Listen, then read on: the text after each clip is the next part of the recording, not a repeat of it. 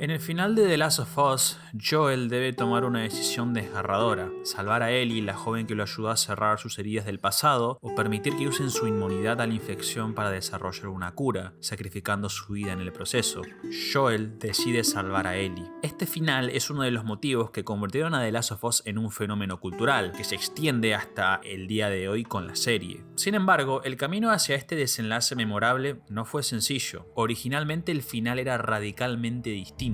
Tess, la compañera de Joel, se transformaba en la villana de la historia. Tras ser traicionada por Joel al inicio del juego, ella emprende una implacable búsqueda de venganza, persiguiéndolo por todo el país junto a un grupo de mercenarios. El viaje culminaba en una batalla épica donde el jugador controlaba a Ellie por segunda vez y debe rescatar a Joel, que está siendo brutalmente torturado por Tess. Pero para Neil Druckmann, el guionista del juego, este final no funcionaba. En este video vamos a hablar sobre el final alternativo, exploraremos sus detalles y las razones por las que resultaba problemático, y descubriremos cómo se superaron los obstáculos para alcanzar el desenlace que hoy conocemos. Además, vamos a ver cómo Neil encontró las soluciones siendo honesto consigo mismo. Acompáñenme en este análisis de The Last of Us.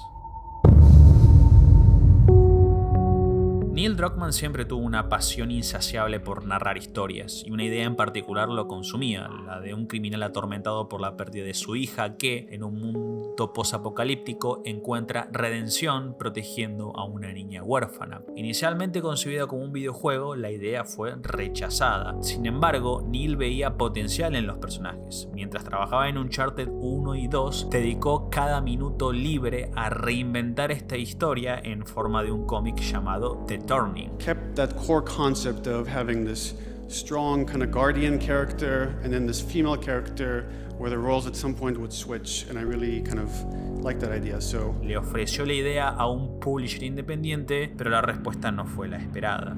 I like it, but I don't love it. Ultimately, I'm gonna have to pass. Esto llevó a Neil a archivar indefinidamente a los personajes. El éxito de Uncharted 2 abrió las puertas para que Neil Druckmann y Bruce Straley desarrollaran su propio proyecto. El presidente de Naughty Dog, Evan Wells, les recomienda una tarea simple: desarrollar la siguiente gran franquicia de Naughty Dog.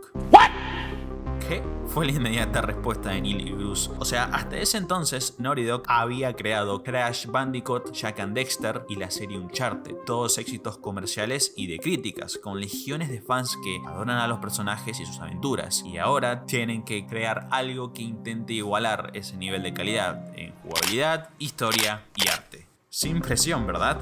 Wells les dice: armen una presentación, un boceto de lo que sería toda la historia y vemos si vale la pena.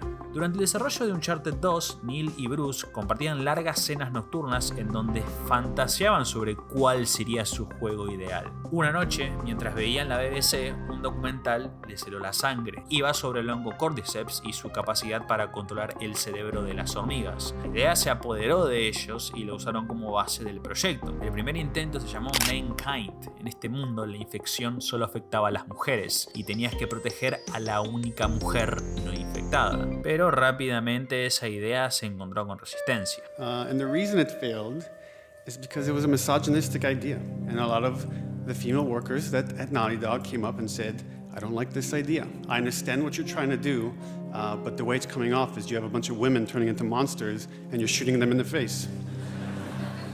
So I had a lot of attachments to the idea and I refused to kind of let it go, but eventually I did have this kind of awakening and I realized that was not good. Entonces Neil tuvo otra idea: desenterrar a los personajes de The Turning. Le dice a Bruce Straley: ¿y si en vez de basarlo en la construcción del mundo y la jugabilidad, por qué no centramos todo en los personajes? La nueva versión se iba a llamar The Last of Us, un juego sobre la relación entre un hombre atormentado y una joven que encuentran sanación en su mutua compañía. Lo que más cautivaba a Neil de The Turning era el final. At some point, his past catches up with him, with his business partner. He gets tortured. She ends up killing the guy. And again, the roles switch where she becomes the savior. Su mayor ambición es que The Last of Us tenga un final parecido al de The Turning. Neil y Bruce trabajan durante meses en un outline detallado de la historia, agregando, modificando y eliminando escenas. Tras un arduo proceso, presentan la idea de The Last of Us a Evan Wells. Esto es lo que mostraron. Esta primera versión comparte muchas cosas con la historia que conocemos. Joel es marcado por la pérdida de su hija, un hombre desgastado por la supervivencia que ya no le quedan límites morales por cruzar. La primera diferencia está en el personaje de Tess. Ella lidera un grupo de contrabandistas, la compañera de Joel, y es increíblemente sanguinaria, alguien que disfruta lastimar a otros. La segunda diferencia se manifiesta en la reacción inicial de Joel al ver a Ellie. Una doctora llamada Marlene contrata a Joel y a Tess para escoltarla a ella y a Ellie a un refugio seguro al otro extremo de los Estados Unidos. Al interactuar con Ellie, Joel siente instantáneamente una conexión que le recuerda a su hija Sarah. Esto despierta en él un instinto protector desde el inicio, como si Ellie fuera su propia hija. Estamos hablando que esto es el inicio de la historia. Tess le advierte a Joel: no te apegues, es solo un paquete. La tercera diferencia ocurre cuando Marlene, Tess, Joel y Ellie intentan huir de la zona de cuarentena. En esta versión, Tess tiene un hermano que trabaja en la guardia y le facilita la entrada y salida de la zona. Durante el intento de fuga son descubiertos por unos militares. Al realizarles pruebas de infección, Ellie da positivo. Ante su inminente ejecución, Joel, asaltado por el recuerdo de Sarah, interviene, desencadenando un tiroteo que resulta en la muerte del hermano de Tess. Marlene, gravemente herida, le revela a Joel la verdad. Ellie es inmune y en la zona segura pueden desarrollar una cura con su sangre. Joel escapa junto a Ellie, dejando atrás a Tess, quien, consumida por la sed de venganza, jura encontrarlos. A lo largo del viaje, la relación entre Joel y Ellie se fortalece. La humanidad de Joel resurge y Ellie aprende a luchar y a sobrevivir en este mundo. La cuarta y última diferencia está en el tramo final. En un punto crítico, Tess y sus mercenarios encuentran y hieren gravemente a Joel. Ellie asume el rol de protectora, tanto en la narrativa como en la jugabilidad. Logran escapar, pero por muy poquito. Se encuentran con los caníbales, subtrama que tiene un desenlace similar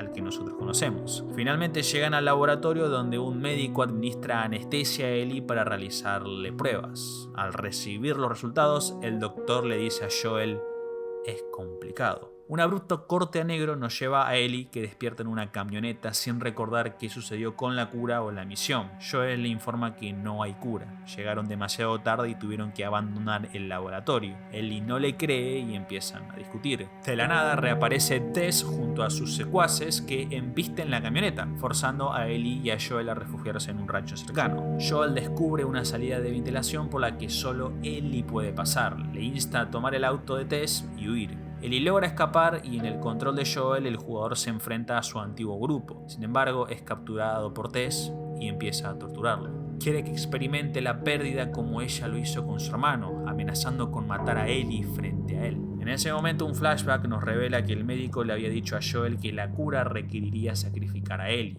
Joel, eligiendo salvarla, asesina al médico. Tomamos el control de Ellie por segunda vez, que en medio de su escape se arrepiente y decide regresar para rescatar a Joel. Se infiltra en el rancho, asciende por las escaleras, saca su arma y de un disparo acaba con la vida de Tess. La historia concluye con Ellie y Joel llegando a San Francisco, donde un grupo de sobrevivientes intentan reconstruir la ciudad. En este final ella sabe lo que hizo Joel, pero decide perdonarlo. Y termina con un tono esperanzador. Aún puede haber un final incluso sin la cura. Neil y Bruce presentaron su idea a Evan Wells y cuando terminan, Evan le dice: tiene potencial, pero la historia necesita ser pulida. Aunque el desarrollo no fue aprobado todavía, pueden mejorar la historia y volver a probar. Para Neil es difícil. Esta es la tercera vez que rechazan su idea. Eso no evita que esté de acuerdo con Evans. Él piensa que la historia puede mejorar y el mayor problema es el final. Neil Druckmann descubrió su pasión por la escritura en la universidad. El libro que más lo marcó en ese camino fue Story de Robert McKee, una obra que desentraña los secretos de cómo escribir guiones. Neil vuelve a este libro cada vez que se encuentra con un problema narrativo y una frase específica lo hace reflexionar. He says, therefore study your story climax and extract from it your controlling idea. But before you take another step, ask yourself this question: is this the truth? Do I believe in the meaning of my story? If the answer is no, toss it aside and start again. Ese era el problema. Neil no cree en su historia. Siente que no es honesto. Pero es un poco vago. ¿Qué significa en el contexto de la escritura?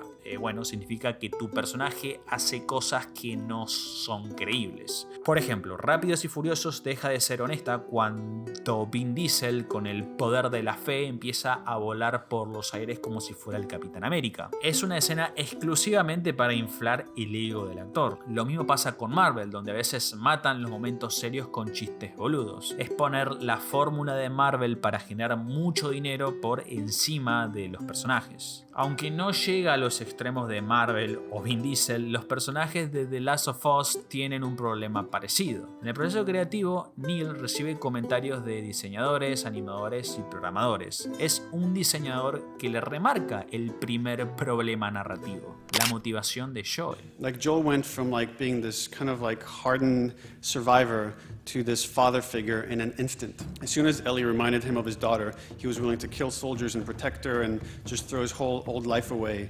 and even like abandoning his old partner. El cambio es demasiado abrupto. Neil tomó esta decisión porque necesitaba una razón sólida para que Joel aceptara escoltar a Ellie hasta la zona segura. El recuerdo de Sarah parecía ser la elección adecuada. El problema es que los cambios bruscos no son orgánicos. En El Padrino, Michael Corleone ordena la eliminación de los jefes de las familias mafiosas rivales, pero lo hace al final de la película, no al principio cuando intentan asesinar a su padre. Su transformación es gradual y progresiva. Por esta razón, Neil decide que Joel va a ser un hombre necio. Matter of fact, we just keep our histories to ourselves. Nunca superó la muerte de Sarah y por ende reprime su dolor. I'm good. You sure? I mean, I said I'm good. Esta es la causa de que, inicialmente, él rechace la presencia de Ellie. I want Joel to watch over her. Whoa, I don't Well, think that's shit, the I'm not best Ellie. idea. him. Pero esta solución genera otro problema. ¿Cómo encontrar una motivación convincente para que Joel acepte escoltar a Ellie? A esto hay que sumarle, ¿qué carajo hacemos con Tess? En esta interpretación el personaje bordeaba lo psicópata. Durante el intento de fuga de la zona de cuarentena, su hermano muere y ella está determinada a vengarse de Joel persiguiéndolo por todo Estados Unidos. Her motivation was even harder to buy into. Here was Joel's old partner, and to no fault of his own, her brother died, and now she's going to go crazy and take her whole gang and pursue him across the country for a year. It's like she just seemed like a psycho. Like you didn't buy into it. It just seemed kind of a weird thing that we stuck in the story just for the sake of having this antagonist. Un personaje así funcionaría mejor en Bastardos sin Gloria, pero no en una historia que aspira a ser realista. Por eso Neil cambia el rol de Tess, la convierte en un personaje que en el fondo busca la redención. Guess what? We're shitty people, Joel. It's been that way for a long time. No, we are survivors. This is our chance. It is over, Tess! Y tiene la oportunidad de hacer algo bueno cuando descubre la inmunidad de Ellie. This was 3 weeks. I was bitten an hour ago and it's already worse. This is fucking real, Joel. Tess es infectada al final del acto 1 y su muerte soluciona dos problemas. Por un lado le da un fin más realista al personaje y por el otro, Joel ahora tiene una buena motivación para quedarse junto a Ellie. Now Joel is taking care of Ellie out of his obligation to Tess, which you bought because they lived together for such a long time and they had this relationship. No lo hace por el recuerdo de Sarah, lo hace porque su compañera se lo pidió antes de morir. I am not doing that. Yes, you are. Look. There's enough here that you have to feel some sort of obligation to me, so you get her to Tommy's. Esta solución le plantea a Neil un nuevo problema. ¿Qué hacemos con el final? Este tipo de problemas ocurren porque el autor no está pensando en lo mejor para su personaje, está pensando en su propia agenda personal. Vin Diesel en esas escenas está pensando en su ego, y Kevin Feige cuando mete esos chistes está pensando en la guita. La pregunta es, ¿en qué está pensando Neil Druckmann? Bueno, está pensando en el final de The Turning. The problem with both of these things, and why we held on to them, why I held on to them for so long, is like I didn't want to let go of that ending. That ending in my mind was so cool when like you get to play Ellie a second time and save Joel. Ahí toma una decisión crucial. But we just approached it from all these different angles for so long, and eventually it was like, okay, what if we just cut that ending? What if we didn't end it there? Un programador le da una idea. Y si traes de vuelta a Marlene, Neil lo toma y decide no tratar a Marlene como una villana, sino más bien como un personaje que humaniza el argumento en contra de Joel. Here's a person that cared for Ellie just as much as Joel did, but she just made the opposite decision. She felt like it's okay to kill one to help the many. I knew her since she was born. I promised your mother I would look after her. Then why are you letting this happen? Because this isn't about me, or even her. There is no other choice here. Así es como llegan al final que todos conocemos. Los doctores le explican a Joel que para producir la cura deben sacrificar a Ellie. Joel no lo acepta y escapa con Ellie en sus brazos. En la salida, ejecuta una indefensa Marlene. You just come after her. Pero todavía le quedaba un problema por resolver. En la última escena, Joel y Ellie llegan a un pueblo en reconstrucción, algo parecido a lo que más adelante sería Jackson. Antes de entrar, Ellie le pregunta a Joel qué pasó en el laboratorio. Swear to me that everything that you said about the Fireflies is true. Joel miente. I swear. Con la diferencia de que en esta versión Ellie cree en la mentira de Joel. En vez de cortar a negro, los vemos entrar al pueblo terminando con un aire de esperanza. Pero para Neil esto era lo más deshonesto del final porque no tenía en consideración el arco de Ellie. Hay una escena en donde ella revela su mayor miedo. I'm scared of ending up alone. Por eso se aferra a figuras paternas como Joel o Marlene. So Ellie starts out clinging to these parental figures, thinking she needs someone much stronger than her in order to survive in this world. Y en su viaje de cambio aprende a sobrevivir sola. And yet as the story develops, we see that she's quite capable. In fact, she's been capable this whole time. Ese es su arco de personaje. Pierde el miedo a estar sola. Muchas personas trataron de interpretar este ambiguo final. Hay gente que opina que lo que pasó después de que la pantalla se fue a negro es esto.